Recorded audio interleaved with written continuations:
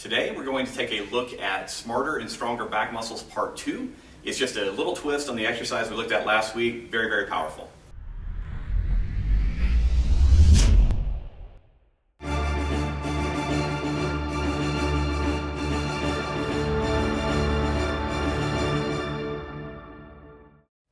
Last week we reviewed a simple exercise for smarter and stronger back muscles.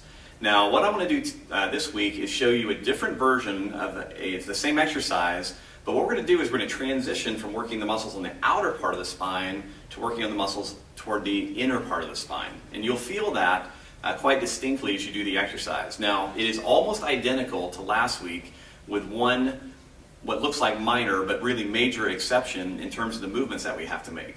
If you remember last week, I said if you have neck problems or your head is uncomfortable getting into this extended rotated position or you get dizzy, don't use your head in this exercise. Just focus on using your shoulders and bottom of your neck.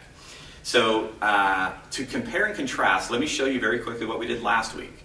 So the exercise from last week, to create the tension, we went into a knee bend, we did an anterior tilt of our pelvis, we lifted up on that same side, we then rotated to that side, bent to that side, and then tried to touch the back of the head to the hip. So that was the simple exercise.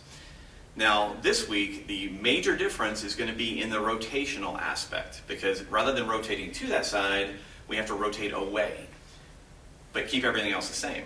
So when you rotate away, again, you're going to feel the muscle contraction much closer to the midline of the spine.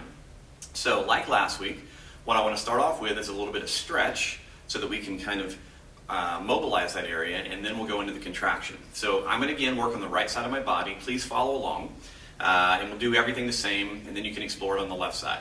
So first of all, you're going to bend your knees, and you're going to tuck your pelvis. It's called a posterior pelvic tilt. And because I'm working on my right side, I want to get it under stretch. I'm going to lift the left side of my pelvis up. All right, so I'm already kind of pre-stretching that low back. Now remember, last week, like I said, we tilted and rotated away. So this time what we're going to have to do is we're going to have to tilt and rotate toward. Does that make sense to you? Now from here we're going to roll the top of our head forward, keep adding that rotation in, lateral bend, and that's going to give me a nice starting stretch. Again, be careful of your head and neck because this is a weird position to be in. Once we've gotten that, and it'll feel a little bit different to you again because it's closer to the midline of the spine, we're now going to reverse all of that and go into the contraction. So bend your knees, do an anterior tilt of the pelvis, raise the pelvis up on the right side because it's the side we want to make tight now. So once again, last week we rotated toward, so this week we need to rotate away. But once we've rotated away, we're now going to bend to that side and try to touch the back of our head to our hips. And as you focus on that, like I said, it's going to move it from the outside of the spine to the midline. It'll feel really, really different and a little bit weird at first.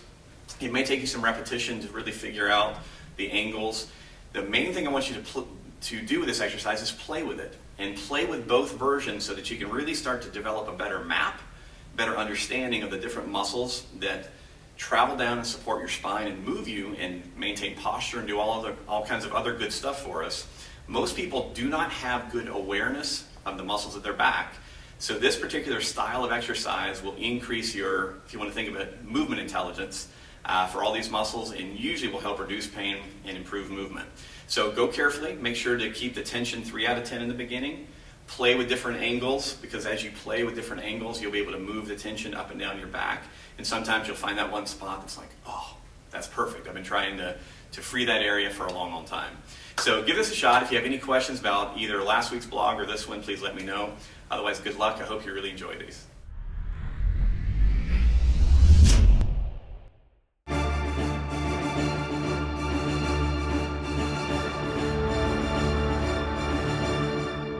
Exercise. Let me shoot all that again. That's stupid.